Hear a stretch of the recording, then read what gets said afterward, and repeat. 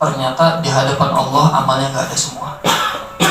Ada orang pertama dipanggil sama Allah, wahai hambaku, apa yang kamu lakukan di dunia dengan semua nikmat-nikmatku? Apa jawaban hamba ini? Yang pertama bilang, ya Allah, saya berjuang di jalanmu, saya berperang di jalanmu, bahkan saya syahid di dalam peperangan. Ini amalannya keren gak? Keren banget ya. Tapi yang mengagetkan adalah apa kata Allah? Kazabta, dusta. Kamu dulu berjuang di jalanku bukan semata karena aku. Kamu dulu berjuang di jalanku sampai syahid, sampai meninggal. Niatnya bukan semata karena aku, tapi cuma pengen dibilang pahlawan, cuma pengen dibilang orang hebat. Dan itu balasannya sudah kamu terima ketika hidup, dan itulah balasannya.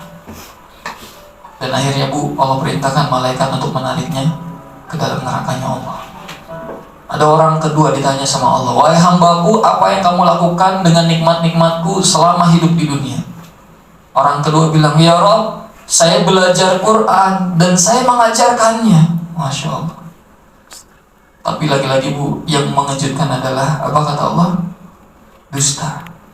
Bahkan kamu dulu belajar Quran dan mengajarkannya pun bukan semata karena mengharap ridhoku, tapi kamu ingin dibilang orang soleh, orang alim, dibilang ustadz, dibilang guru, dihargai sama orang. Dan itulah balasannya. Dan itu sudah kamu terima di dunia, dan itulah balasannya. Dan akhirnya Allah perintahkan lagi malaikat untuk menarik dia ke nerakanya Allah. Orang yang ketiga juga sama. Ditanya sama Allah, wahai hambaku, apa yang kamu lakukan dengan nikmat-nikmatku ketika hidup di dunia? Orang ketiga Bapak Ibu bilang, ya Allah, saya ketika di dunia menggunakan harta-harta saya Allah untuk bantu sebanyak mungkin orang. Saya senang sedekah ya Rob. Saya habiskan semua harta-hartanya untuk membantu orang lain. Tapi di luar dugaan apa kata Allah?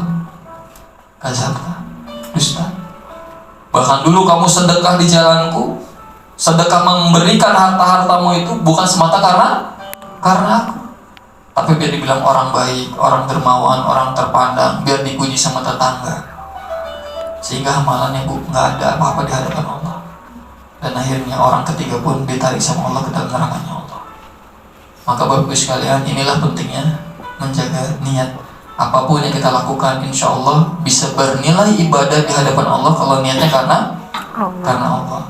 Termasuk duduknya kita di ruangan ini Bapak Ibu. Yuk, jadikan ini ibadah terbaik kita di hadapan Allah. Dengan apa? Yang pertama, dengan selalu meniatkan karena Allah. Karena gak ada yang kebetulan Bapak Ibu. Semua yang terjadi di atas muka bumi ini pasti atas izin Allah.